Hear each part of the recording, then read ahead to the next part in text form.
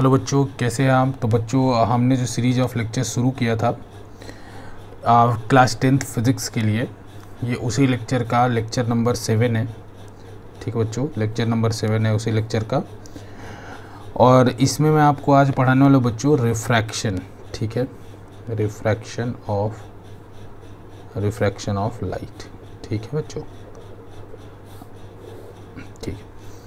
अब एक बात समझिए बच्चों, अभी तक हमने रिफ्लेक्शन किया था। रिफ्लेक्शन के बाद लास्ट लेक्चर में कुछ न्यूमेरिकल्स भी किए थे। आप न्यूमेरिकल करिए, आप एनसीईआरटी के न्यूमेरिकल सॉल्व करिए, फिर आपके पास जो भी सप्लीमेंट्री बुक है या आप हमारी वेबसाइट्स पे जाके भी आप टेस्ट पेपर वहाँ से डाउनलोड कर सकते हैं, जिसका वेबसाइट का लिंक है आपका electricalyatra.com, नीचे भी लिखा हुआ है आपके, वहाँ से जाके आप लिंक डाउनलोड करके और टेस्ट पेपर बहुत सारे हैं उनको आप दे सकते हैं। ठीक है।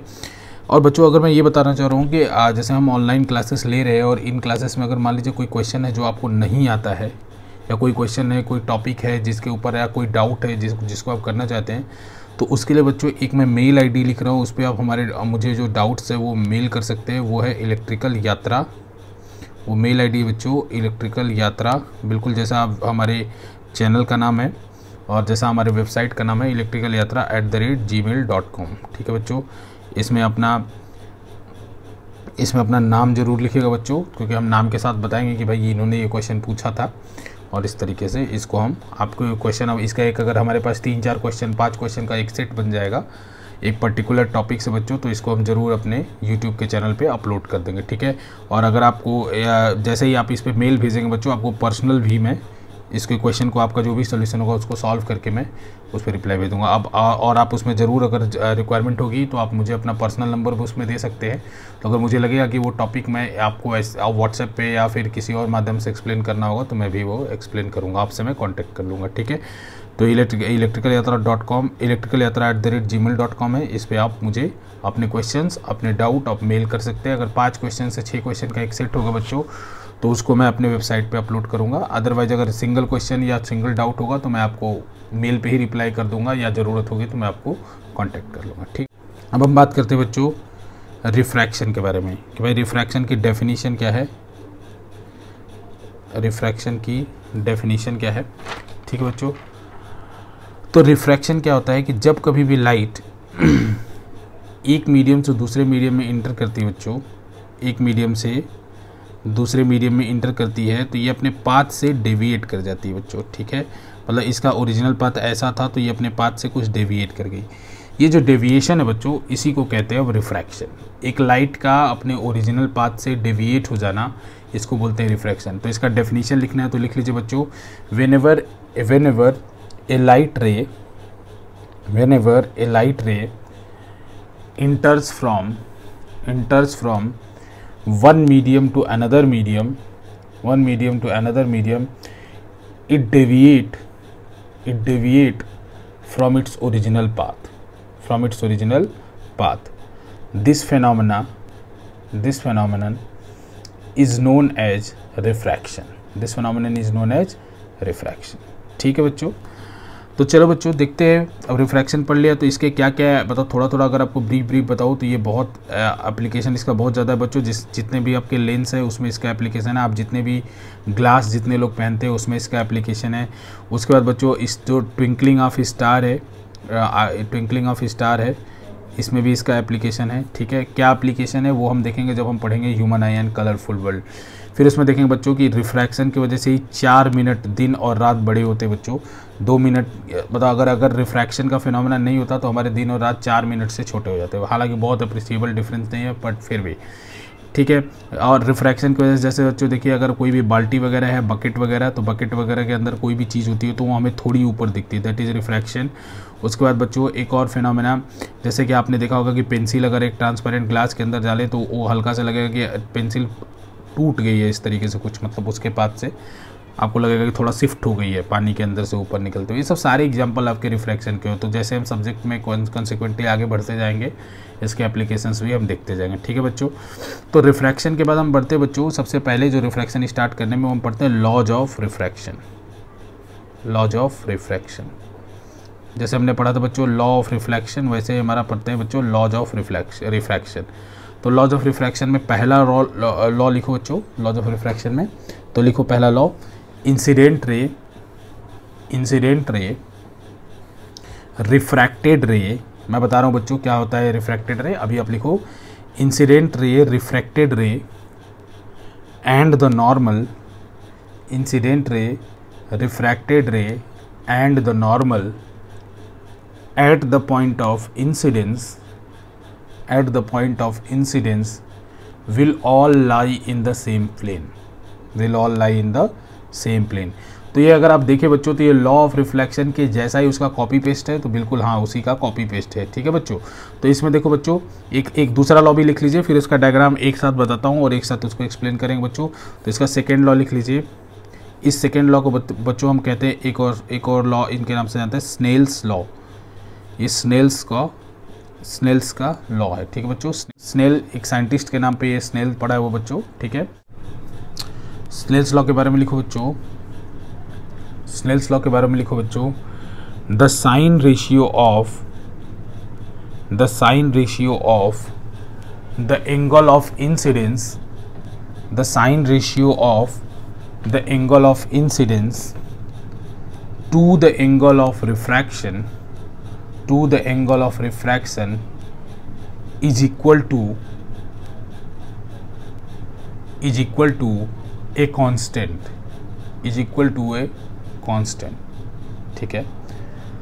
फुल स्टॉप लगा के लिखो that constant is known as relative refractive index, that constant is known as relative refractive index which depend upon लिखते रहो बच्चों, which depend upon the nature of both the medium,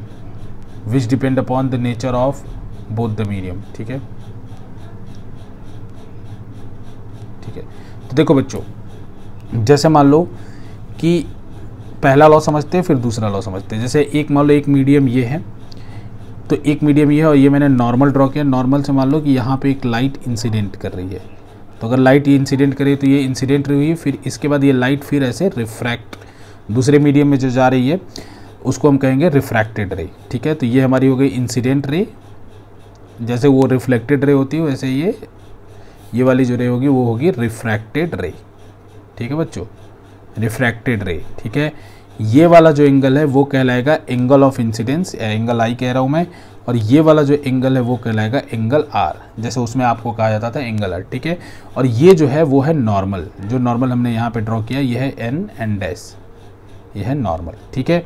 तो पहला लॉ जो कहता है बच्चों कि इंसिडेंट रे, रिफ्रैक्टेड रे और नॉर्मल पॉइंट ऑफ इंसिडेंस के ऊपर, पॉइंट ऑफ इंसिडेंस कहाँ है, यहाँ पे, ये तीनों के तीनों एक ही प्लेन में होंगे, तीनों के तीनों। ऐसा नहीं हो सकता कि इंसिडेंट रे और नॉर्मल एक प्लेन में हो तो आपका आर प्लेन के बाहर आ जाए।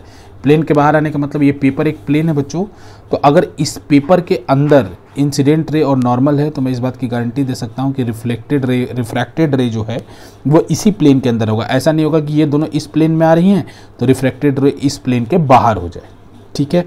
और दूसरी बात क्या है बच्चों, अब सेकेंड लॉ पे आते हैं। सेकेंड लॉ कहता है, स्नेल्स का लॉ है, स्नेल्स लॉ कहता है बच्चों कि साइन रेशियो का मतलब ये ट्रिग्नोमेट्रिक रेशियो है बच्चों, जैसे sine theta, cos theta, tan theta, sec theta, cosec theta, cot theta, ये अगर आपने पढ़ा नहीं होगा, अगर आप स्टार्टिंग में हैं तो आप पढ़ेंगे अपने मैथ में, साइन रेशियो बोलते हैं इनको, इनकी जो वैल्यू फिजिक्स में यूज होगी, अगर आपने पढ़ा नहीं होगा तो मैं बता दूंगा, ठीक है। तो अभी लिखना है साइन रेशियो ऑफ एंगल आई, मतलब जो रेशियो है, जो ट्रिग्नोमेट्रिक रेशियो हमेशा एंगल्स का निकलता है, तो sine ratio of i divided by sine ratio of r, तो साइन आई अपॉन साइन आर, ठीक है बच्चों। जैसे आई की वैल्यू होगी 30 डिग्री तो यहाँ हो जाएगा साइन 30 डिग्री, आर की वैल्यू मान लीजिए 60 डिग्री तो हो जाएगा sine 60 degree, is equal to a constant, is equal to a constant, ठीक है बच्चों। ये कांस्टेंट के इक्वल होता है। इस कांस्टेंट, ये जो कांस्टेंट होता है बच्चों, ये दोनों मीडियम के नेचर के ऊपर डिपेंड करता है। जैसे एक मीडियम ये था बच्चों, एक मीडियम ये था, ये मीडियम 1, ये मीडियम 2, तो दोनों के ऊपर नेचर के ऊपर डिपेंड करता है बच्चों। तो नेचर के ऊपर डिपेंड करता है, तो इसको कुछ लिख ऐसे रहा हूँ बच्चों, इसको कह रहा हूँ मैं N21, ये जो होता है N21। तो यहाँ N21 क्या है बच्चों, N21 क्या है, इसको पढ़ेंगे क्या, तो देखो बच्चों N21 को पढ़ेंगे क्या, N21 को पढ़ेंगे कि रिलेटिव रिफ्रैक्टिव, अभी समझ में आ जाएगा बच्चों, refractive index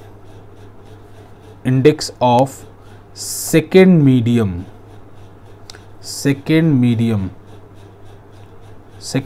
with respect to, with WRT का मतलब with respect to first medium. ठीक है बच्चों, फर्स्ट मीडियम। ये कैसे पता चला मुझे, तो देखो जो पहले रहता है उसका रिफ्रैक्टिव इंडेक्स होता है जो बाद में रहता है उसके रेस्पेक्ट में, समझ में आया? तो ये रिलेटिव रिफ्रैक्टिव इंडेक्स है। अब रिफ्रैक्टिव इंडेक्स क्या होता है पहले वो समझते हैं, फिर हम रिलेटिव रिफ्रैक्टिव इंडेक्स को समझेंगे। ठीक है बच्चों, सबसे पहले बच्चों लिख लो रिफ्रैक्टिव इंडेक्स क्या होता है, रिफ्रैक्टिव इंडेक्स क्या होता है। ठीक है, तो देखो रिफ्रैक्टिव इंडेक्स क्या होता है, तो बच्चों लिखो रिफ्रैक्टिव इंडेक्स, या इसी को किसी किसी बुक में लिखा होता है बच्चों absolute refractive index, absolute refractive index. ठीक है बच्चों, एब्सोल्यूट रिफ्रैक्टिव इंडेक्स, इसको केवल n से रिप्रेजेंट किया। यहाँ पे रिलेटिव था तो नीचे कुछ टर्म्स भी था, N21 और ये सब, 21 लिखने का मतलब कि दूसरे का था पहले के रेस्पेक्ट में। अगर किसी मीडियम के एब्सोल्यूट रिफ्रैक्टिव इंडेक्स की बात करें बच्चों, तो इसको कैसे डिफाइन करते हैं, इसको डिफाइन करना सीख लो, फिर रिलेटिव रिफ्रैक्टिव इंडेक्स को भी हम समझेंगे कि क्या होता है। ठीक है, तो एब्सोल्यूट रिफ्रैक्टिव इंडेक्स क्या होता है इसके बारे में लिखो बच्चों, it is the ratio of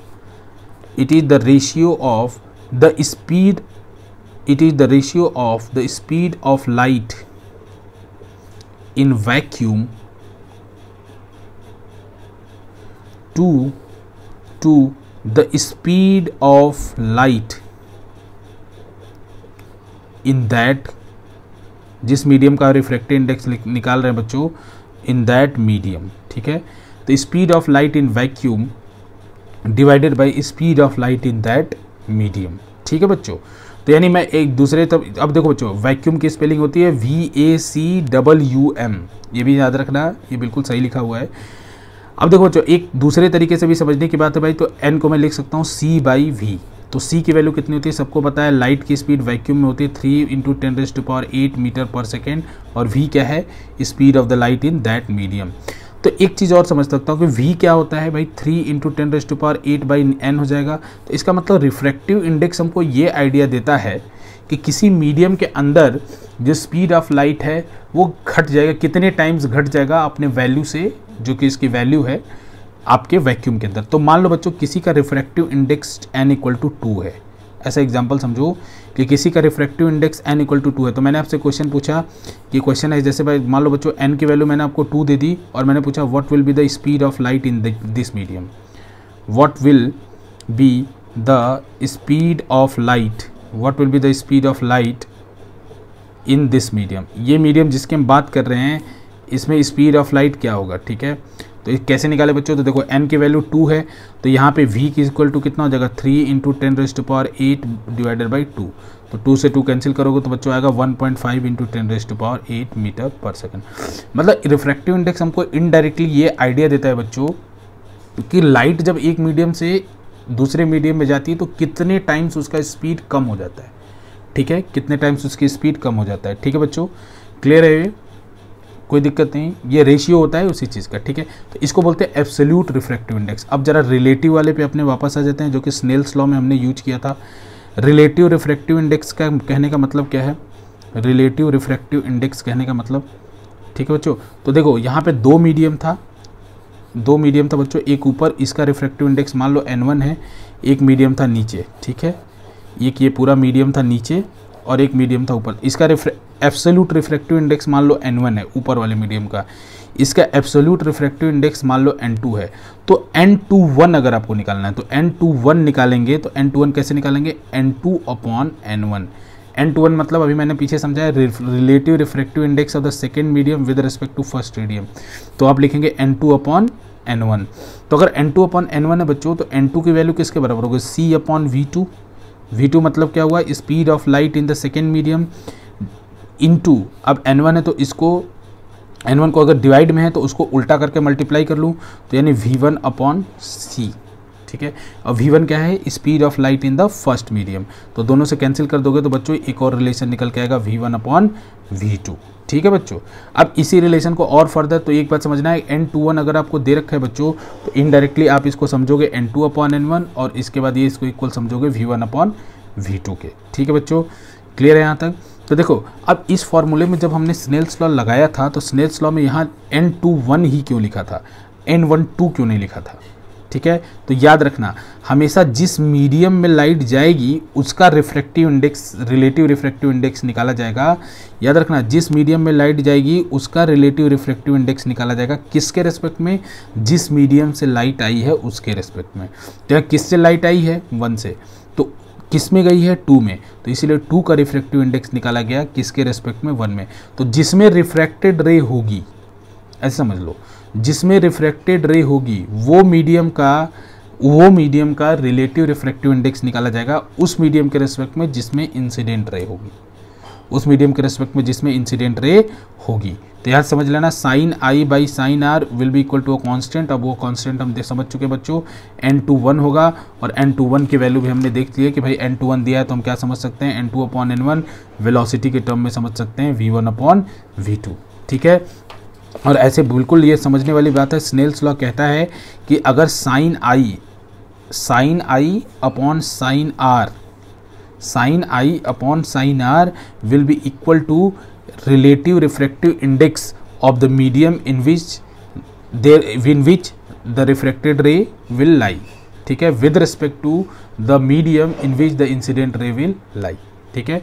तो ये आपको क्लियर है N21 ये कैसे लिखा बच्चों, ठीक है, इसमें कोई दिक्कत नहीं, आपको क्लियर है, इसमें कोई प्रॉब्लम नहीं बच्चों, रिलेटिव रिफ्रैक्टिव इंडेक्स में, ठीक है, क्लियर है ना।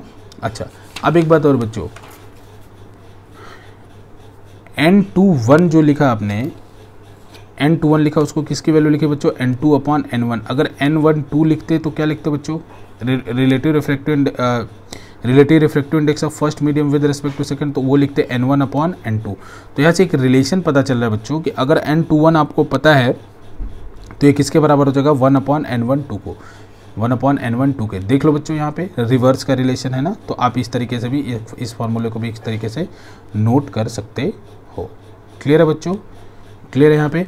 अब देखो बच्चों यहाँ पे स्नेल्स लॉ में साइन का यूज हुआ है, तो कुछ साइन की जो वैल्यूज है जो आपको आगे याद करनी है, आपके मैथ्स के टीचर भी आपको याद कराएंगे, लेकिन फिजिक्स में मैं इनका यूज कर रहा हूँ तो मैं इसलिए मैं इनको डायरेक्ट यूज करके बता दे रहा हूँ। तो देखो बच्चों, तो थीटा के वैल्यू में लिख रहा हूँ, जैसे मैं डायरेक्ट लिखता जा रहा हूँ बच्चों, साइन 0 डिग्री जो होता है, साइन 0 डिग्री वो होता है 0, ठीक है।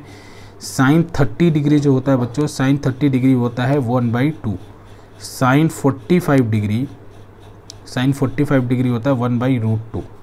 साइन 60 डिग्री जो होता है बच्चों वो होता है √3/2, ठीक है।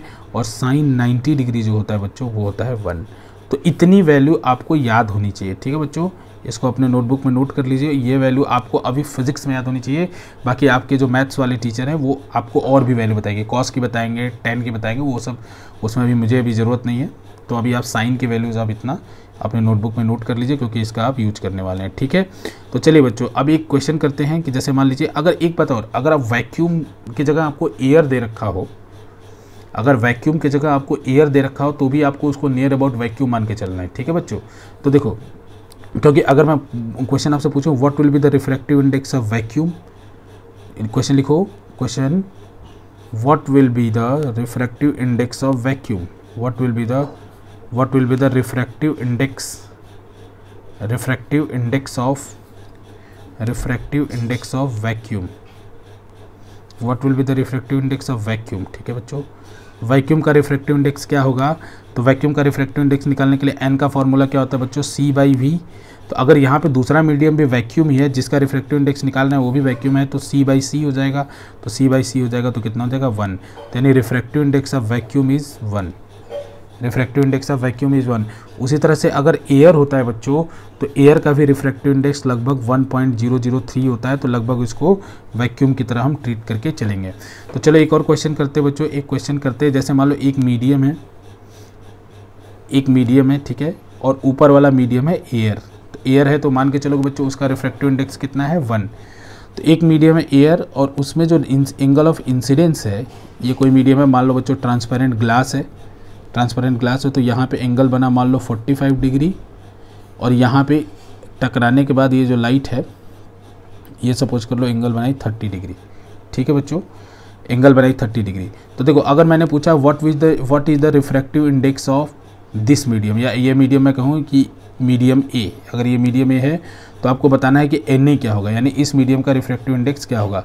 तो देखो बच्चों, तो स्नेल्स का लॉ क्या कहता है, तो स्नेल्स का लॉ कहता है sine I by sine R, sine I by sine are will be equal to, sine I by sine are will be equal to what, it will be equal to refractive index of the second medium with respect to first medium। तो n21, चलो 21 ही रख लो इसको ताकि आपको आराम रहे। तो n21 को क्या लिख सकता हूँ, n2 अपॉन n1। तो देखो अगर एक मीडियम n1 वाला जो मीडियम है बच्चों वो एयर है, तो ये डायरेक्ट बराबर किसके होगा, refractive index of second medium. तो क्लियर है बच्चों। अब इसके बाद अगर ये refractive index of second medium है बच्चों, तो इसको इसी पेज में नीचे कर दे रहा हूँ मैं। अगर ये refractive index of second medium है तो साइन आई की वैल्यू कितनी है बच्चों, साइन 45 डिग्री, साइन 45 डिग्री है इसकी वैल्यू, इसकी वैल्यू है साइन 45 डिग्री, आई की वैल्यू है 45, एंगल ऑफ इंसिडेंस है 45 डिग्री, साइन आर किसके बराबर है, साइन आर है साइन 30 डिग्री, और ये किसके बराबर है, n21, यानी किसके बराबर है, डायरेक्ट n2 के बराबर। तो n2 का ही रिफ्रैक्टिव इंडेक्स हमको निकालना था, ए की जगह n2 कर दे रहा बच्चों, n2 का ही रिफ्रैक्टिव इंडेक्स निकालना था। तो n2 का रिफ्रैक्टिव इंडेक्स कितना हो जाएगा, तो साइन 45 की वैल्यू देख लो यहाँ पे कितनी थी, साइन 45 की वैल्यू होती है 1/√2, 1/√2, और उसके बाद एक साइन 30 की वैल्यू कितनी होती है, 1/2।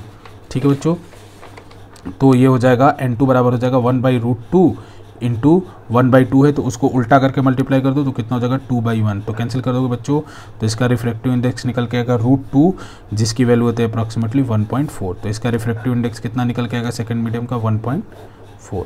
तो इस तरीके से आप न्यूमेरिकल इसके ऊपर देख सकते हो। तो बच्चों और न्यूमेरिकल करने से पहले कुछ टर्म्स एक दो है उनको जान लेते बच्चों। जैसे अगर दो मीडियम, एक टर्म होता है जिसको बोलते हैं ऑप्टिकल डेंसिटी, ऑप्टिकल डेंसिटी। ठीक है बच्चों, एक टर्म होता है जिसको बोलते हैं ऑप्टिकल डेंसिटी। एक और टर्म आपने पढ़ा होगा बच्चों, मास डेंसिटी। मास डेंसिटी होता है मास पर यूनिट वॉल्यूम। ठीक है, उसी तरह से एक डेंसिटी डिफाइन करने वाले हैं, ऑप्टिकल डेंसिटी। तो ऑप्टिकल डेंसिटी हम कैसे देखते हैं बच्चों, एक कंपैरेटिव टर्म है, एक स्टडी कंपैरेटिव स्टडी का टर्म है ये। ठीक है, तो ऑप्टिकल डेंसिटी तो इट इज़ मेजर बाय, जैसे मास डेंसिटी की एक वैल्यू होती है उसी तरह it is measured by refractive index. इसको किससे मेजर किया जाता है बच्चों, रिफ्रैक्टिव इंडेक्स से। ठीक है, जैसे उसमें मेजर करने के लिए आप मास अपॉन वॉल्यूम निकालते थे, यहाँ पे हम किससे मेजर करेंगे उसको, रिफ्रैक्टिव इंडेक्स से। ठीक है बच्चों, रिफ्रैक्टिव इंडेक्स से इसको मेजर करेंगे। ठीक है, ऑप्टिकल डेंसिटी को। ठीक है, तो अगर मान लो एक मीडियम है जिसका कि रिफ्रैक्टिव इंडेक्स है 1.2, तो उस मीडियम का नाम मैं दे रहा हूँ 1, और एक दूसरा मीडियम है जिसका रिफ्रैक्टिव इंडेक्स है 2.1। एक एग्जांपल मानो, तो ये कहा जाएगा कि here the medium 2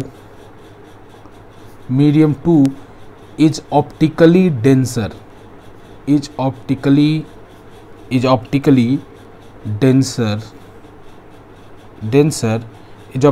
denser than medium 1।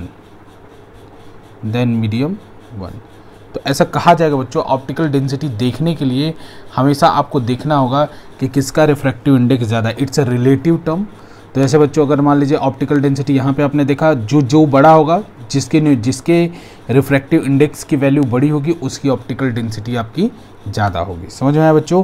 तो ये देखने की अगर इसीलिए आपको एक टर्म बार बार सुनने को मिलेगा बच्चों, optically rarer to optically denser, optically denser to optically rarer. तो एक नोट बना के लिख लीजिए बच्चों कि व्हेन लाइट, इसका पॉइंट लिख लीजिए, when light enter from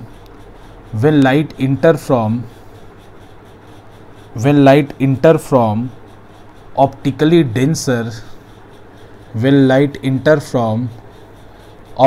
denser to optically rarer medium, when light enter from optically denser to optically rarer medium, it bends away from the normal। ठीक है, अब इसके बाद इसका दूसरा पॉइंट लिख लीजिए बच्चों, when light enters from when light enters from optically rarer to optically denser medium, it bends towards the normal.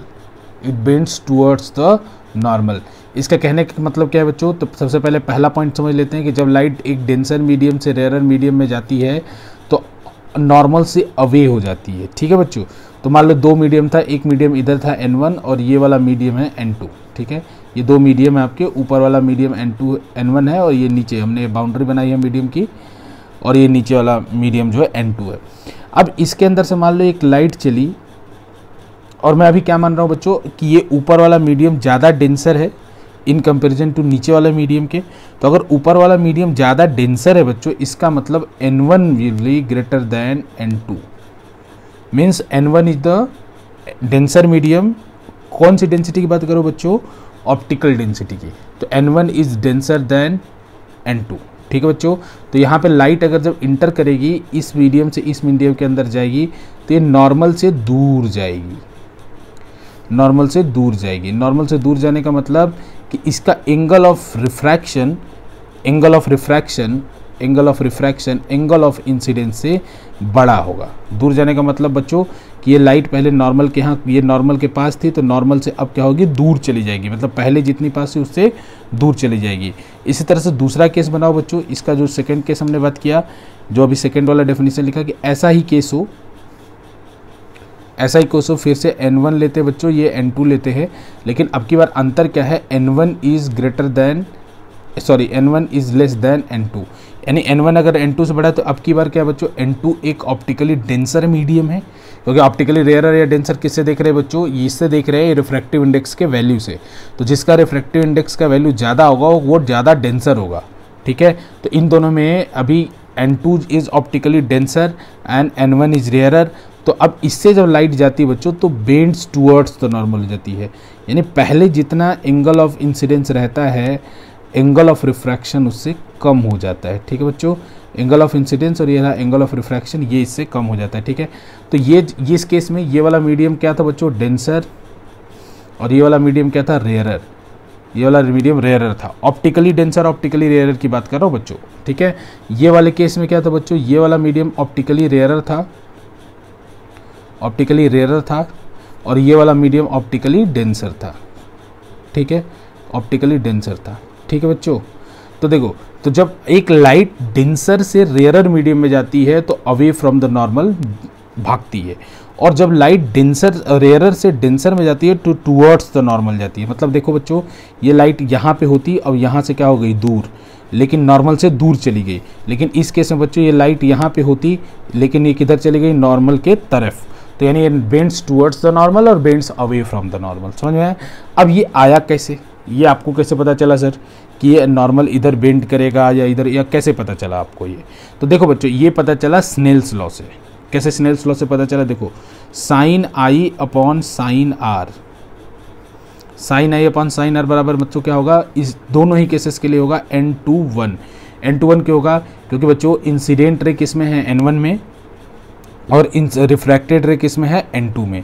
तो हमेशा ही क्या होता है कि जिसमें रिफ्रैक्टेड रे होती है उस मीडियम का refractive index with respect to उस मीडियम के रिफ्रैक्टिव इंडेक्स के जिसमें इंसिडेंट रे होती है। तो यहाँ इंसिडेंट रे है N1 में और रिफ्रैक्टेड रे है N2 में, तो मुझे लिखना पड़ेगा N21, और इसकी वैल्यू आपको पता है बच्चों N2/N1 होती है, N2/N1 होती है। बोला जो बच्चों स्नेल्स लॉ का ये दोनों ही केस में वैलिड है, दोनों ही केस में वैलिड है। तो पहले वाले केस के लिए देखो बच्चों, तो इस केस में क्या होगा कि यहाँ पे N1 बड़ा है और N2 छोटा है।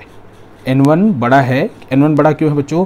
क्योंकि अगर ये ऑप्टिकली डेंसर है इसका मतलब N1 बड़ा है, और ये ऑप्टिकली रेयरर है इसका मतलब N2 छोटा है। मतलब N1 N2 के टर्म में N1 बड़ा है तभी डेंसर कहा जा रहा है, N2 छोटा है तभी रेयरर कहा जा रहा है डेंसिटी में, क्योंकि डेंसिटी मेजर करते हैं हम किससे? रिफ्रैक्टिव इंडेक्स से। तो इस वाले रेशियो के बारे में विचार करो, यहाँ पे इस वाले रेशियो के बारे में विचार करो। तो यहाँ विचार करो बच्चों, तो ये जो फ्रैक्शन होगा 1 से कम आएगा या 1 से ज़्यादा?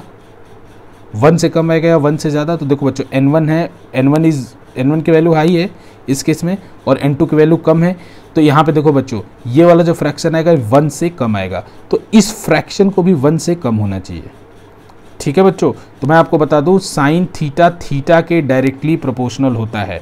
मतलब अगर 0 से थीटा बढ़ता है, मतलब अभी के लिए मैं आपको एक रफ आइडिया दे रहा हूँ बच्चों, ठीक है, बाकी ट्रिग्नोमेट्री के टीचर आपको बताएंगे, लेकिन मैं बता रहा हूँ आपको कि साइन थीटा 0 से 90 डिग्री के बीच में, मतलब जब तक एंगल 0 से 90 डिग्री के बीच में हो, तो जैसे जैसे उसकी वैल्यू बढ़ती है, जैसे जैसे एंगल बढ़ता है, वैसे वैसे वैल्यू भी बढ़ती जाती है।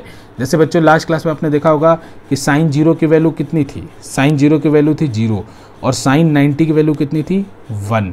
अब इसके बीच में देखना बच्चों 30 की वैल्यू थी 1/2, इसके बाद ऊपर और आगे बढ़ोगे 45 की वैल्यू थी 1/√2। तो 0 से बढ़ना स्टार्ट हुआ था, 0 से एंगल भी बढ़ना स्टार्ट हुआ था, तो 0 से वैल्यू भी बढ़नी स्टार्ट हुई थी। अपना पिछला पेज टर्न करके देख लेना।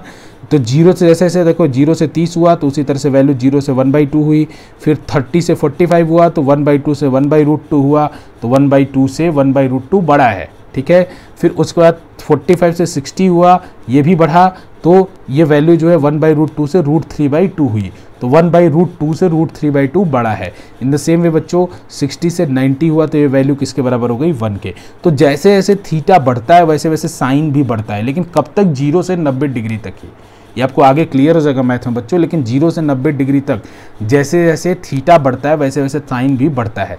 आपको जो मैंने टेबल बनवाया था लास्ट पेजेस में, उसमें आप देख भी सकते हो। क्लियर है आपको? तो देखो, तो अगर ये फ्रैक्शन लेस देन 1 आ गया, ये फ्रैक्शन लेस देन 1 आ गया, इसका मतलब इस फ्रैक्शन को भी लेस देन 1 होना पड़ेगा। तो ये फ्रैक्शन लेस देन 1 कब होगा? जब डिनोमिनेटर बड़ा हो और न्यूमरेटर छोटा हो। तो डिनोमिनेटर बड़ा कब होगा? जब एंगल आर बड़ा हो एंगल आई से, क्योंकि साइन थीटा की वैल्यू डायरेक्टली डिपेंड करती है थीटा के। जितना थीटा बढ़ेगा उतना साइन थीटा बढ़ेगा। तो अगर ये आप ये कह रहे हो कि डिनोमिनेटर बड़ा है और न्यूमरेटर छोटा है, क्यों भाई? क्योंकि ये फ्रैक्शन की वैल्यू लेस देन 1 तभी तो होगी कि जब आपका डिनोमिनेटर बड़ा हो और न्यूमरेटर छोटा हो। तो यानी इस केस में बच्चों ये कह रहा है कि अगर डिनोमिनेटर बड़ा होगा तो angle r will be greater than angle i. तो इसीलिए बच्चों एंगल आर को बड़ा बनाया है, तो इसीलिए लाइट को एक दूसरे शब्दों में आप देख सकते हो कि अवे फ्रॉम द नॉर्मल जाएगी। ठीक है बच्चों। अब उसी तरह इसके एनालिसिस, मतलब ये दोनों चीज़ आपको याद रखनी है कि रेयर से डेंसर में जाएगी तो बेंड्स टुवर्ड्स द नॉर्मल, और डेंसर से रेयर में जाएगी तो bends away from the normal. लेकिन बच्चों दिमाग में ध्यान रखना है कि ये दोनों चीज़ें आई हैं वो स्नेल्स लॉ से आई हैं, ठीक है। अब उसी तरह इसमें देखो बच्चों, इसमें क्या n1 n21 का क्या वैल्यू होगा? सेम फार्मूला लगेगा, अभी भी same formula, Snell's law same क्यों लगेगा? क्योंकि sine I by sine are will be equal to n21 ही क्यों लिखा अभी भी? क्योंकि बच्चों उस हम लिखते हैं हमेशा क्या, जिस मीडियम में रिफ्रैक्टेड रे होता है उसका refractive index with respect to उस मीडियम के रिस्पेक्ट में रिफ्रैक्टिव इंडेक्स जिसमें इंसिडेंट रे होता है। तो यहाँ पे रिफ्रैक्टेड रे किस में है? n2 में, और इंसिडेंट रे किस में है? n1 में। तो अभी भी n21 ही लिखा जाएगा। अभी भी क्या लिखा जाएगा बच्चों? n21। तो अगर अभी भी n21 लिखा जाएगा तो अभी भी फॉर्मूला तो यही बना, लेकिन अब की बार केस में थोड़ा अंतर है। हियर n2 क्या है बच्चों? n2 is larger than n1, यानी n इस अब की बार दूसरा वाला मीडियम ऑप्टिकली डेंसर है विद रिस्पेक्ट टू पहले वाले मीडियम, ठीक है। तो n2 बड़ा है तो ये वाला फ्रैक्शन क्या आएगा बच्चों? ये वाला फ्रैक्शन, दूसरे केस में ये वाला फ्रैक्शन क्या आएगा? This fraction will be greater then 1। इसका मतलब अगर ये फ्रैक्शन ग्रेटर देन 1 है, इट मीन्स बच्चों ये फ्रैक्शन भी ग्रेटर देन 1 होना चाहिए। ये फ्रैक्शन ग्रेटर देन 1 कब होगा? जब डिनोमिनेटर छोटा हो और न्यूमरेटर बड़ा हो। तो न्यूमरेटर बड़ा होने का मतलब angle i will be greater than angle r. तो यह देख लो बच्चों, अगर एंगल आई को एंगल आर से बड़ा होना है तो एंगल आर कम करने के लिए मुझे रे को पास करना पड़ेगा। इसीलिए हमें पता चला, ये दोनों के दोनों चीज़ें हमें पता चली है किससे? ये पता चली है हमें स्नेल्स लॉ से। तो भूलना नहीं बच्चों, when light enter from rarer to denser medium it bends towards the normal, and when light enter from denser to rarer medium its bends away from the normal. हाँ, ये दोनों ही चीज़ें जो आई हैं बच्चों वो आई है आपकी स्नेल्स लॉ से, जो अभी हमने यहाँ पे पढ़ा और उसको हमने समझा। ठीक है बच्चों, तो चलो एक न्यूमेरिकल करते, फिर से न्यूमेरिकल करते रहते हैं। चलो बच्चों एक क्वेश्चन लिखिए अभी रिलेटिव रिफ्रैक्टिव इंडेक्स के ऊपर। I hope relative refractive index आपको क्लियर होगा। तो लिखो बच्चों, एक क्वेश्चन लिखो, द रिफ्रैक्टिव इंडेक्स, लिखो बच्चों क्वेश्चन, द रिफ्रैक्टिव इंडेक्स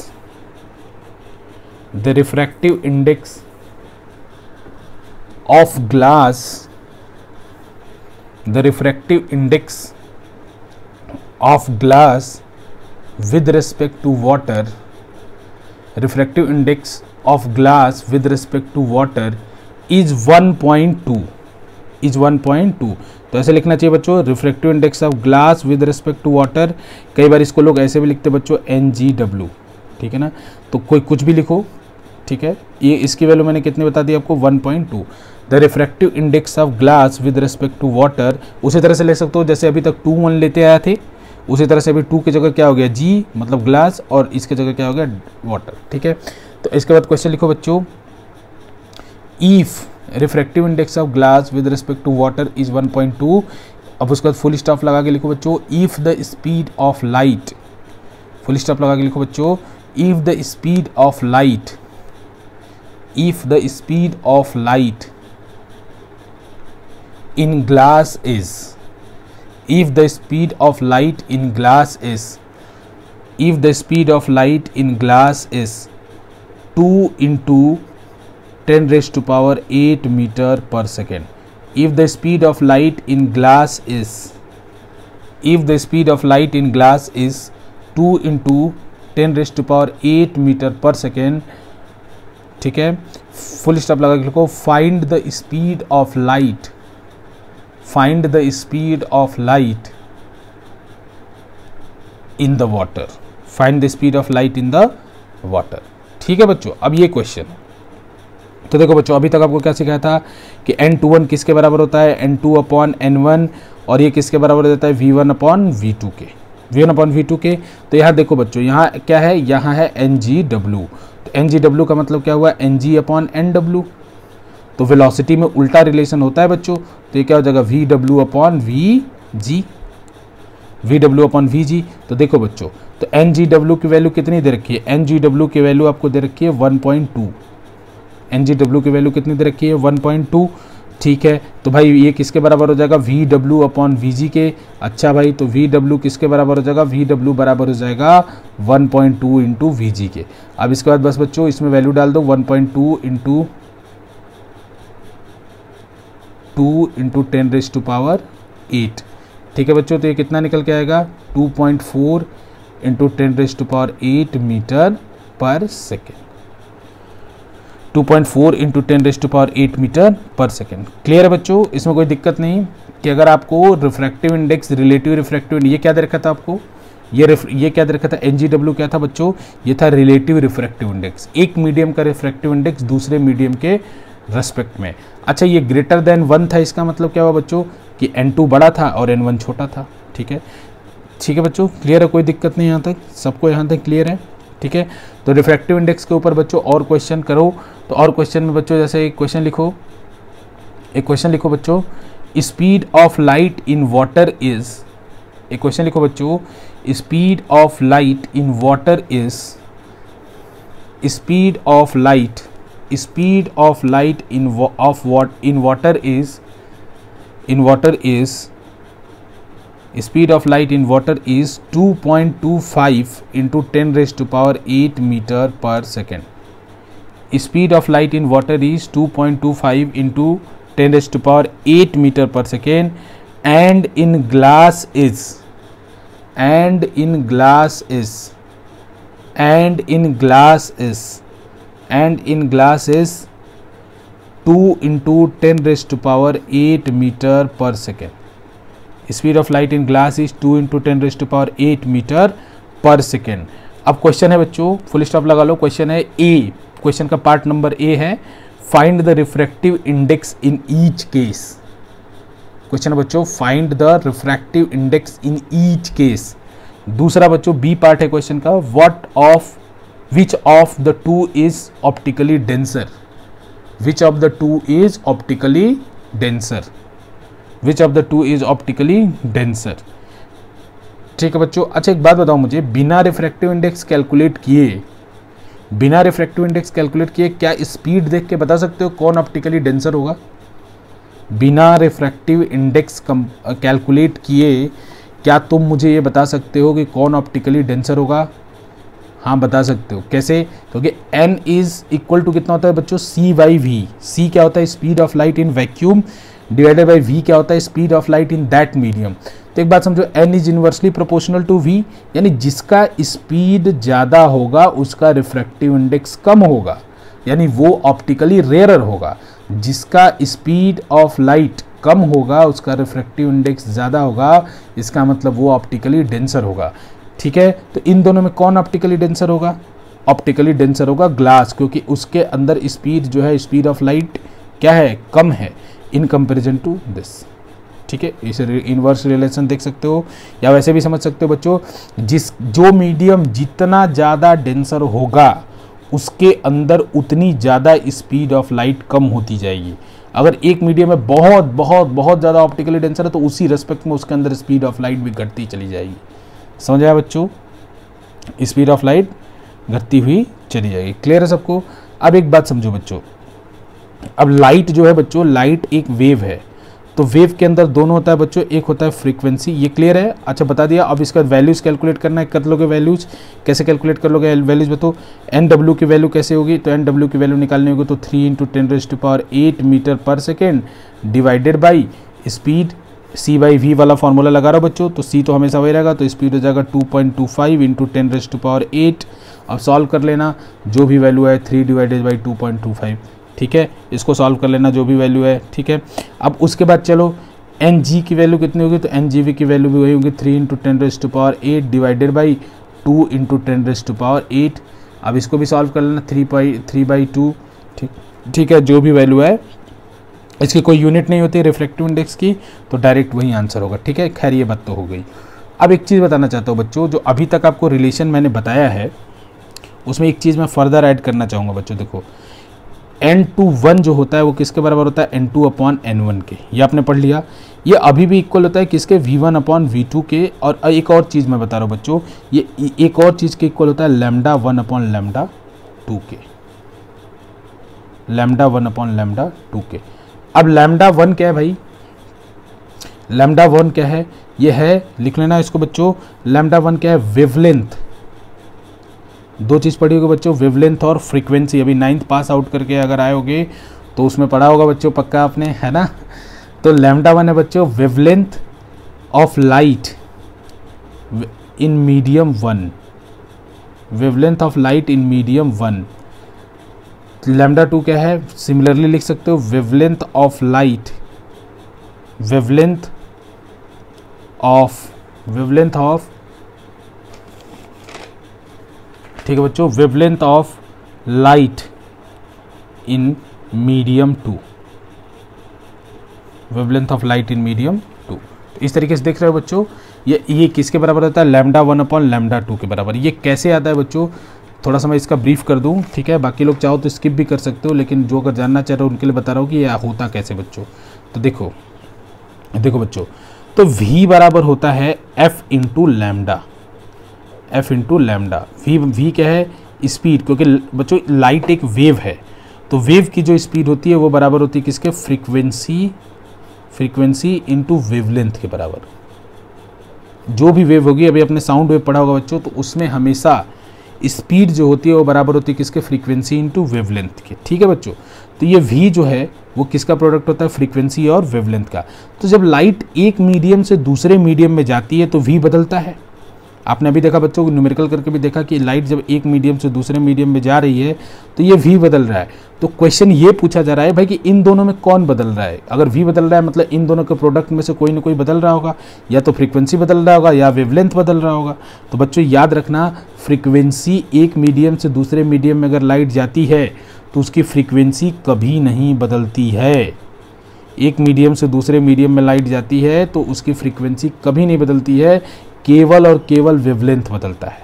तो देखो बच्चों, अब उस रिलेशन पे आता हूँ, तो v1/v2 किसके बराबर हो जाएगा? वो हो जाएगा f into λ1 divided by f into λ2। तो f से f कट जाएगा बच्चों, क्या बचेगा? λ1/λ2। तो f सेम क्यों रखा सर?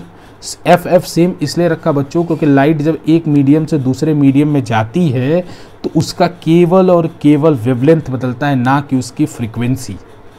केवल और केवल उसकी वेवलेंथ बदलती है, because frequency depend upon source, क्योंकि बच्चों जो सोर्स होता है उसके ऊपर फ्रीक्वेंसी डिपेंड करता है। ठीक है। फ्रीक्वेंसी हमेशा सोर्स, जब तक सोर्स सेम रहेगा तब तक फ्रीक्वेंसी सेम रहेगी। हाँ, लेकिन एक मीडियम से दूसरे मीडियम के अंदर अगर लाइट जाएगी तो उसकी वेवलेंथ जो है वो बदलती रहेगी। क्लियर है बच्चों? आपको एकदम याद रखना। हो सकता है आपको कभी कभी ऐसा हो कि एक मीडियम में वेवलेंथ दे के दूसरे मीडियम में वेवलेंथ पूछ ले, तो हमें उस केस में भी कोई दिक्कत नहीं है। अगर हमारे पास रिफ्रैक्टिव इंडेक्स मान लो n21 गिवन है और मुझे λ1 दे के λ2 पूछेगा तो हम बता देंगे बहुत आराम से, ठीक है ना। इस बात का ध्यान रखना। अब एक क्वेश्चन बताता हूँ बच्चों। अब एक बात समझो, विव ग्योर के बारे में पढ़ा है आपने? विव ग्योर के बारे में, है ना, बिल्कुल पढ़े होंगे। Violet, indigo, blue, green, yellow, orange, red, विव ग्योर के बारे में पढ़ा है। तो एक बात बताओ बच्चों, सबसे ज़्यादा वेवलेंथ किसका होता है? सबसे ज़्यादा वेवलेंथ किसका होता है? सबसे ज़्यादा वेवलेंथ होता है रेड का। फिर उसका सबसे कम वेवलेंथ किसका होता है बच्चों? वायलेट का।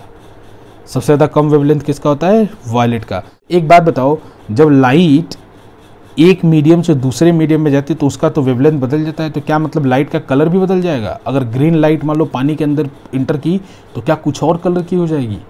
क्योंकि बच्चे खुद देखो, यहाँ पे आपने बताया कि सर अलग अलग कलर का अलग अलग वेवलेंथ होता है, अलग अलग कलर का अलग अलग वेवलेंथ होता है। तो सपोज करो ग्रीन लाइट पानी के अंदर गई या रेड लाइट पानी के अंदर गई, तो पानी के दूसरे साइड से मान लो बॉटल ले लो ट्रांसपेरेंट, उसके इस तरफ लेजर जलाओ ग्रीन कलर की, क्या दूसरे तरफ से दूसरे कलर की लेजर मिलेगी? तो आपको तो ऐसा नहीं लगता सर रेड होती है तो रेड ही कलर की लेजर मिलती है, लेकिन रेड कलर की लेजर तो नहीं मिलनी चाहिए। फिजिक्स तो ऐसा नहीं कहता है। फिजिक्स कह रहा है कि जब एक मीडियम से दूसरे मीडियम में आप जाओगे तो वेवलेंथ बदल जाएगा, तो वेवलेंथ बदल जाएगा इसका मतलब कलर बदल जाना चाहिए, ठीक है बच्चों। तो ऐसा नहीं होता है, वेवलेंथ बदलता जरूर है लेकिन कलर नहीं बदलता है। वेवलेंथ बदलता जरूर है लेकिन कलर नहीं बदलता है, because colour is the property of a light. Color of light is the property of frequency. Property of frequency.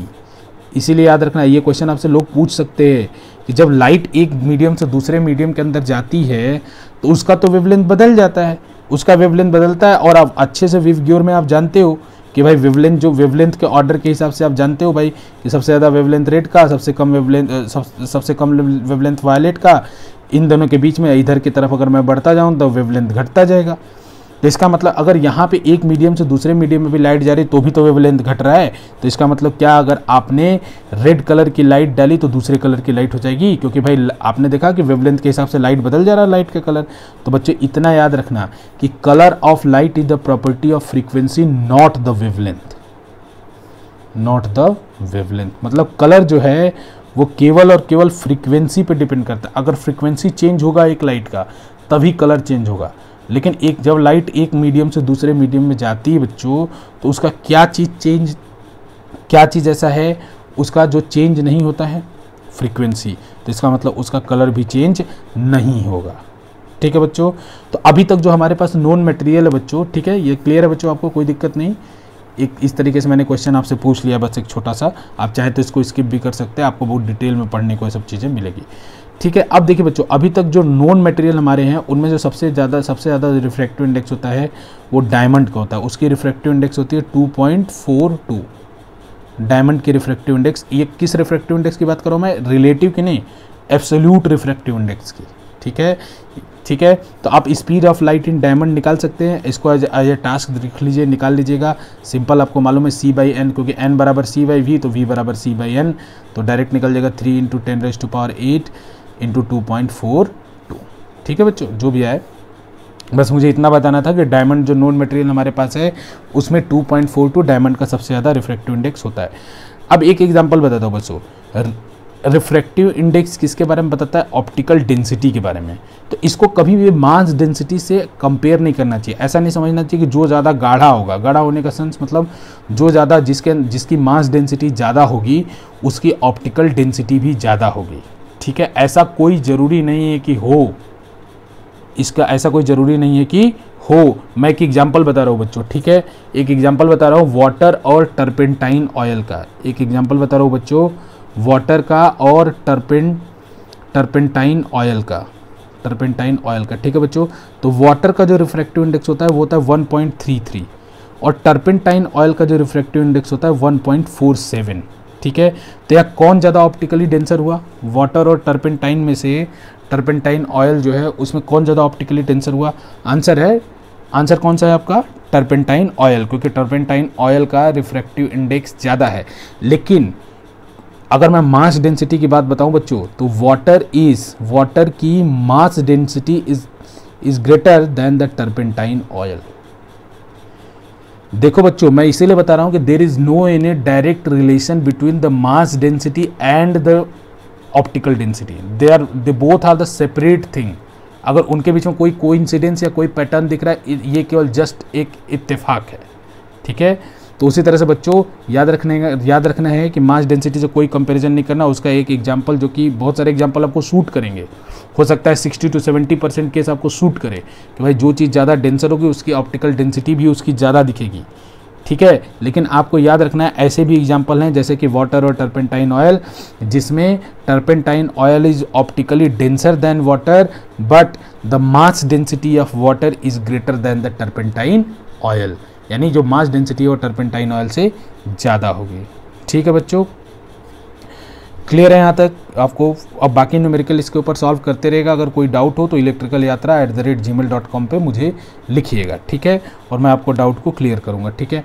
अब उसके बाद देखो बच्चों, थोड़ा आगे चलते हैं सिलेबस में, ठीक है, थोड़ा आगे चलते हैं। तो आज एक ख़त्म कर देते हैं, एक टॉपिक कहलाता है बच्चों refraction through rectangular glass slab.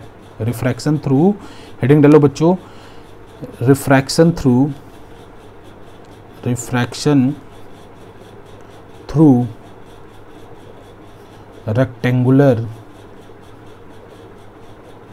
Rectangular glass slab, ठीक है बच्चों।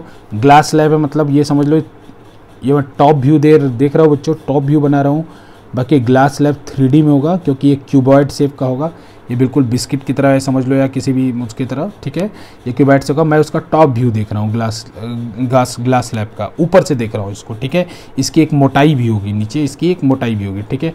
तो मैं ऊपर से देख रहा हूँ बच्चों, ऐसी सिचुएशन है, इसमें ज़्यादा टाइम नहीं वेस्ट करते, डायरेक्ट अपने पॉइंट पे आते हैं। तो देखो बच्चों, ये देखो, ये मैंने नॉर्मल ड्रॉ किया, यहाँ पे एक लाइट रे अगर इंसिडेंट हुई, तो अगर मान लो एयर से इंसिडेंट हो रही है बच्चों ग्लास स्लैब में, तो जो ग्लास स्लैब है उसकी ऑप्टिकल डेंसिटी ज़्यादा होती है इन कंपैरिजन टू एयर। अगर ये मीडियम मान लो N1 है बच्चों और ये मीडियम N2 है, तो अगर ये ग्लास स्लैब है तो इसकी ऑप्टिकल डेंसिटी ज़्यादा होगी एयर से, तो इसमें लाइट क्या होगी, नॉर्मल की तरफ बेंड कर जाएगी।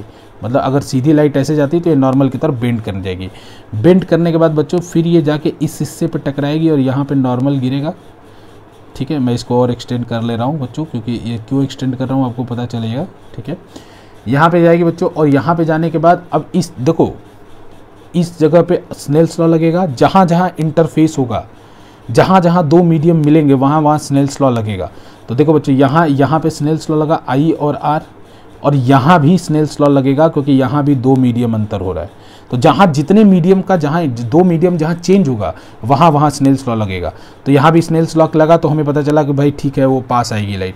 अब यहाँ पे जब लाइट निकल रही होगी तो ये वाला एंगल, ये वाला मीडियम डेंसर है, ये वाला मीडियम रेयरर है, तो ये क्या होगी, bend away from the normal, ये नॉर्मल से दूरी बनाती हुई जा रही होगी बच्चों, ठीक है। तो याद रखना कि ये ग्लास स्लैब में दोनों एग्जांपल मिले कि लाइट जब इंटर कर रही है, इधर से लाइट जब इंटर कर रही है तो रेयरर से डेंसर में जा रही है तो बेंड्स टूवर्ड्स द नॉर्मल, और जब एग्जिट हो रही है, ऐसे जाके जब एग्जिट हो रही है तो अगेन डेंसर से रेयरर में जा रही है तो bends away from the normal. और ये दोनों रे बच्चों, जैसे मैं नाम दे रहा हूँ, ये एंगल है, इसको नाम देते E बच्चों, एंगल E, ये एंगल I, ये एंगल R, और अगर ये एंगल R है तो ये एंगल भी R ही होगा। क्यों? अगर ये एंगल R है तो ये एंगल भी R ही होगा। क्यों? क्योंकि देखो बच्चों, ये भी नॉर्मल, ये दोनों सरफेस आपस में पैरेलल हैं, तो इसके ऊपर अगर 90 डिग्री ड्रॉ करूँगा तो इसके ऊपर भी 90 डिग्री करूँगा तो ये दोनों आपस में पैरेलल हैं। अगर ये दोनों आपस में पैरेलल हैं बच्चों, तो एक स्ट्रेट लाइन जो है दो पैरेलल लाइन के बीच में ड्रॉ की गई है, तो एंगल R और एंगल R कैसे एंगल हो जाएंगे, अल्टरनेट एंगल। कैसे एंगल हो जाएंगे, अल्टरनेट एंगल। तो इसीलिए ये R तो ये भी R बच्चों, ठीक है। तो सबका नाम लिखते जाता हूँ बच्चों। इसको तो पता ही आपको, इसको कहते हैं इंसिडेंट रे, इसको कहते हैं इंसिडेंट रे, इसको कहते हैं बच्चों इमर्जेंट रे, इमर्ज करना मतलब बाहर आना, इमर्ज करना मतलब बाहर आना, तो इसीलिए इसका नाम है इमर्जेंट रे। और ये बाय डिफ़ॉल्ट आप जानते हो बच्चों रिफ्रैक्टेड रे, ये क्या होगा आपका रिफ्रैक्टेड रे, इमर्जेंट रे, इंसिडेंट रे, रिफ्रैक्टेड रे और इमर्जेंट रे। तो देखो बच्चों, एक चीज़ होती है जिसको बोलते हैं लैटरल डिस्प्लेसमेंट। लैटरल डिस्प्लेसमेंट क्या होता है? लैटरल डिस्प्लेसमेंट, ये देखो बच्चों, ऐसा देखा गया है कि इंसिडेंट रे को मैं अगर आगे एक्सटेंड करता हूँ, देखो बच्चों डॉट डॉट से एक्सटेंड कर रहा हूँ, और इसके बाद इमर्जेंट रे जो निकल रही है वो इंसिडेंट रे के हमेशा क्या निकलेगी? पैरेलल। इंसिडेंट रे की क्या निकलेगी? पैरेलल। तो ये लैटरल डिस्प्लेसमेंट का टर्म लिख लो बच्चों, ये फिगर में मैं डी से डिनोट कर रहा हूँ इसको, लैटरल डिस्प्लेसमेंट, इसके बारे में लिख लो लैटरल डिस्प्लेसमेंट के बारे में, कि इन केस ऑफ, लिख लो बच्चों, in case of rectangular glass slab, in case of rectangular glass slab, emergent ray will be parallel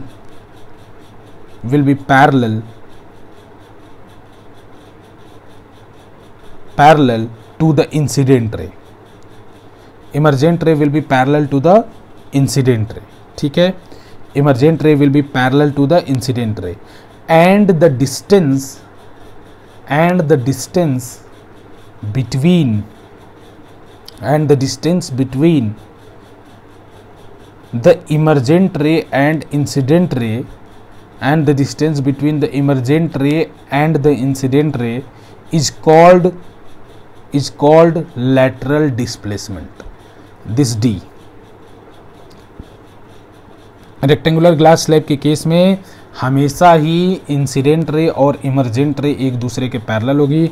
मतलब इंसिडेंट रे को अगर मैं आगे बढ़ाऊं और इमर्जेंट रे को मैं ऐसे बनाऊं तो इमर्जेंट रे और इंसिडेंट रे हमेशा पैरेलल आएंगी, और इनके बीच की जो डिस्टेंस है इसी को हम क्या कहेंगे? Lateral displacement. इसी को हम क्या कहेंगे बच्चों? Lateral displacement. ठीक है, क्लियर है सबको? ये लैटरल डिस्प्लेसमेंट कहलाएगा। क्लियर है? अब देखो बच्चों एक चीज़,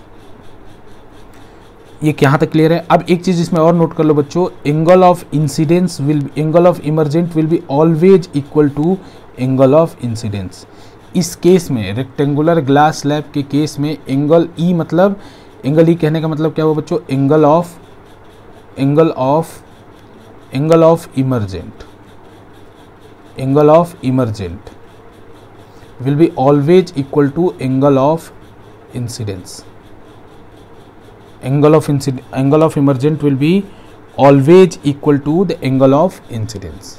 ठीक है बच्चों, angle of emergent ray always equal, angle of emergent will be always equal to angle of incident. Clear है यहाँ तक? अब देखो बच्चों ये कैसे हुआ, इसको प्रूफ कर सकते हो, इसको प्रूफ करते हो। तो देखो बच्चों, जो बच्चे चाहते हैं इसको स्किप करना, इस पोर्शन को स्किप भी कर सकते हैं, ठीक है, लेकिन मैं इसका प्रूफ कर दे रहा हूँ। जो बाकी बच्चे अगर इसको देखना चाहें देख सकते हैं, बाकी जो स्किप करना चाहे वो कर सकते हैं। तो देखो बच्चों, इस सरफेस पे, ये जो सरफेस बना हुआ है हमारा, इस सरफेस पे, सरफेस जो हमारा S1 है, ये सरफेस, ये वाला इंटरफेस है, इस इंटरफेस को मैं नाम दे रहा हूँ S1, और ये जो इंटरफेस है इसको नाम दे रहा हूँ मैं S2। ठीक है बच्चों, ये इंटरफेस का नाम है S1 और ये इंटरफेस का नाम है S2। इंटरफेस कहने का मतलब क्या है बच्चों? इंटरफेस कहने का मतलब क्या है? इंटरफेस वो चीज़ है जहाँ पे दो मीडियम आपस में एक दूसरे से मिल रहे हैं। ठीक है बच्चों, तो देखो अब इसका प्रूफ कर रहा हूँ। तो अगर अप्लाइंग, लिख लेता हूँ बच्चों, अप्लाइंग स्नेल्स लॉ, ठीक है, स्नेल्स लॉ एट S1 के ऊपर स्नेल्स लॉ अगर लगाए बच्चों तो क्या होगा? तो S1 के ऊपर स्नेल्स लॉ लगाऊंगा तो देखो क्या होगा? साइन आई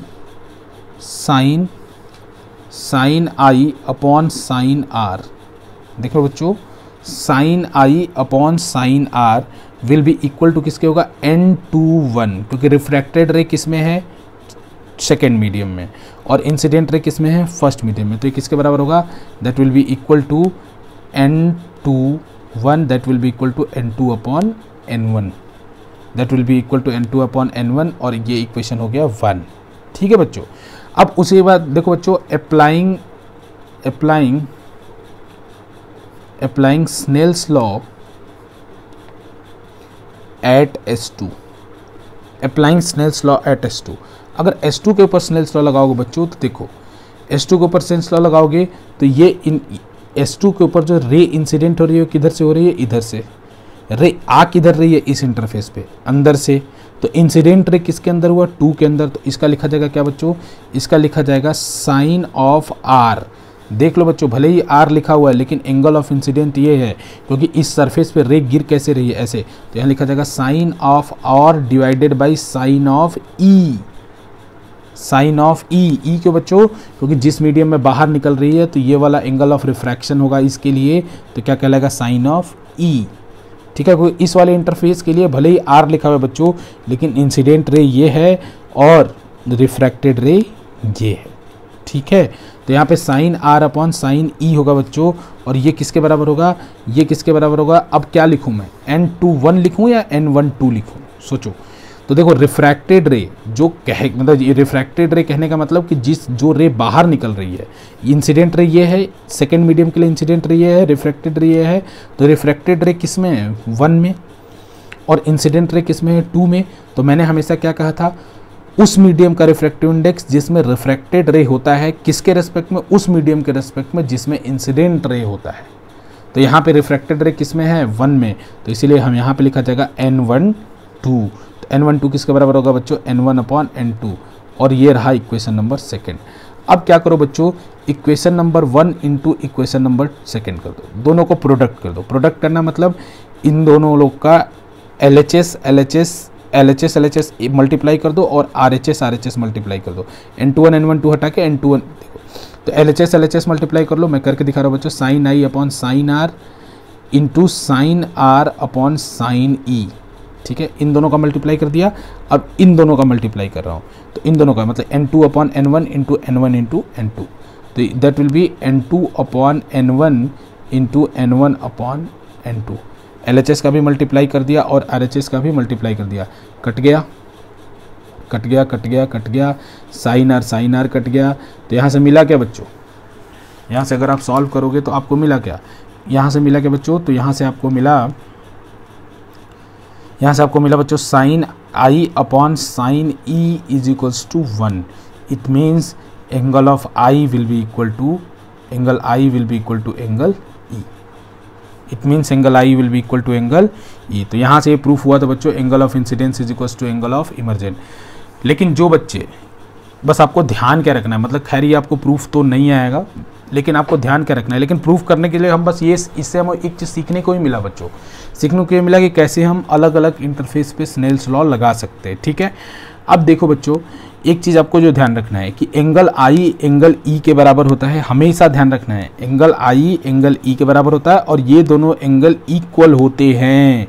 ये कभी भी भूलना नहीं चाहिए, ये भूल जाएगा चलेगा, ये मेरे को डेरिवेशन नहीं चाहिए, लेकिन ये मेरे को हमेशा भूलना नहीं चाहिए। रेक्टेंगुलर ग्लास स्लैब में जिसका क्वेश्चन बोर्ड में आता है, बता रहा हूँ बोर्ड में आता है इसका क्वेश्चन। ठीक है, तो बोर्ड में क्वेश्चन जो आते हैं उनको मैं करके भी दिखाऊंगा, लेकिन अभी आपको याद होना चाहिए क्या कि angle of i is equals to angle of e, और एंगल ऑफ आर, ये दोनों एंगल ऑफ आर होते हैं, अल्टरनेट एंगल की वजह से एंगल ऑफ आर होते हैं। ठीक है, तो चलो बच्चों एक कुछ न्यूमेरिकल करते हैं इनके ऊपर। ठीक है, एक तो न्यूमेरिकल करेंगे बस। देखो बच्चों, तो ग्लास लैब के ऊपर अगर हमने न्यूमेरिकल किया, क्वेश्चन किया बच्चों, तो क्वेश्चन है मान लो कि ग्लास स्लैब है,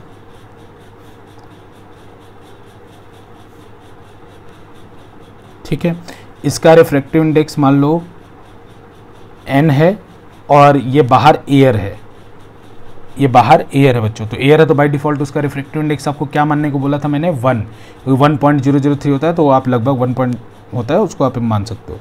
तो उसने डायग्राम बना के क्वेश्चन कुछ ऐसा दिया था बच्चों कि मान लो मैंने यहाँ पे इस तरीके से वो डायग्राम बना लिया पहले, जो होता है रेक्टेंगुलर ग्लास स्लैब का, और मैं आपको क्वेश्चन दे रहा हूँ। तो क्वेश्चन दिया बच्चों, ये वाला एंगल जो मैंने आपको दिया वो दिया मैंने आपको 45 डिग्री, और ये वाला जो एंगल दिया मैंने दिया आपको 30 डिग्री। ठीक है, और मैंने आपसे पूछा कि व्हाट इज़, ये डायग्राम देके मैंने पूछा what is the refractive index, what is the refractive index of the slab. ये जो स्लैब हमने लिखा है बच्चों, ये जो स्लैब हमने रखा है बच्चों, इस स्लैब का रिफ्रैक्टिव इंडेक्स क्या है। अब आपको इसमें दिमाग लगाना है कि भाई आपको बस क्वेश्चन कंप्लीट है, क्वेश्चन में इतनी ही चीज़ दे रखी है, ये एंगल दे दिया 45 डिग्री, ये एंगल दे दिया 30 डिग्री, बता दिया कि भाई ये वाला मीडियम एयर है, ये वाला मीडियम एन है। तो अब मुझे निकालना है रिफ्रैक्टिव इंडेक्स। तो एंगल के टर्म में और रिफ्रैक्टिव इंडेक्स को रिलेट कौन करता है? Snell's law. स्नेल्स लॉ करता है बच्चों। तो एक बात मुझे पता है कि अगर मुझे ये वाला एंगल पता चल जाए तो मेरा काम हो जाए। तो मुझे अभी मैंने बताया जिस बच्चे को प्रॉपर्टी मालूम नहीं होगी वो नहीं कर पाएगा। अगर ये 30 तो ये भी क्या होगा? 30 डिग्री। अगर ये भी 30 डिग्री हुआ तो अब मैं क्या करूँगा? Direct sine 45 degree divided by sine 30 degree will भी किसके इक्वल होगा? n अपॉन 1 के इक्वल। एयर का रिफ्रैक्टिव इंडेक्स 1, n2 1 होता है बच्चों, तो n अपॉन 1 के इक्वल। तो डायरेक्ट यहाँ से मैं n निकाल लूँगा। तो n निकालूंगा कितना का? बच्चा साइन 45 की वैल्यू 1/√2, साइन 30 की वैल्यू 1/2, तो ये निकल के आ जाएगा बच्चों √2। क्लियर है? क्लियर है? यहाँ तो कोई दिक्कत नहीं बच्चों। हाँ, तो ये बस आपको ध्यान रखना। हो सकता है मैं कल के दिन ये वाला एंगल दे दूँ और ये वाला एंगल दे दूँ, तो भी आपको ध्यान रखना चाहिए। अगर इसी क्वेश्चन को मान लो बच्चों, इसी क्वेश्चन को बोला कि सर आपने इस इंटरफेस पे लगाने की जगह मैं अगर ये भी तो कर सकता था कि एंगल ऑफ इंसिडेंस ये 45 था, तो एंगल ऑफ इमरजेंट भी कितना होता? 45 डिग्री। तो मैं बोलूँगा हाँ बिल्कुल कर सकते थे। तो मैं कहा कि मैं स्नेल्स लॉ इस वाले इंटरफेस पे लगाऊंगा, तो मैंने बोला ठीक है लगा लो। तो स्नेल्स वाले इंटरफेस, इस इंटरफेस पे लगाओगे तो आपका साइन आई कितना है? Sine 30 degree divided by sine r कितना है? साइन आर है 45 डिग्री। और ये किसके बराबर है? बाद वाले मीडियम का refractive index with respect to incident ray जिसमें है उसके। तो यहाँ पे क्या लिखा जाएगा? यहाँ पे लिखा जाएगा बच्चों 1/n। 1/n। तो अभी भी कैलकुलेट करोगे बच्चों तो बिल्कुल देख रहे हो सेम टू सेम आएगा, क्योंकि साइन 30 की वैल्यू 1/2 और साइन 45 की वैल्यू 1/√2। इसको निकालोगे, सॉल्व करोगे, 1/√2 आएगा, ये will be equal to 1/n। इसको उल्टा कर दोगे तो अभी भी क्या आएगा? √2। तो जैसे चाहे कैलकुलेट करो बच्चों, इस मीडियम का रिफ्रैक्टिव इंडेक्स आ जाएगा। तो उम्मीद है बच्चों आपको ये समझ में आया होगा। रिफ्रैक्टिव इंडेक्स वगैरह के बारे में बच्चों को काफ़ी कन्फ्यूजन होती है, इसलिए मैंने लगभग सारे एग्जांपल करा दिए। रेक्टेंगुलर ग्लास सारे तरीके की जो पॉसिबल चीज़ें होती है मैंने रिफ्रैक्टिव इंडेक्स में वो करा दिया। रेक्टेंगुलर ग्लास स्लैब भी करा दिया, ये एनसीईआरटी का टॉपिक। और उसके बाद बच्चों अब नेक्स्ट क्लासेस से हम स्टार्ट करेंगे लेंस के बारे में, ठीक है? रिफ्रैक्शन थ्रू लेंस, ठीक है? चलो बच्चों बहुत बहुत धन्यवाद। अगर आपको कोई डाउट है तो मुझे electricalYatra@gmail.com पे आप मेल कर सकते हैं।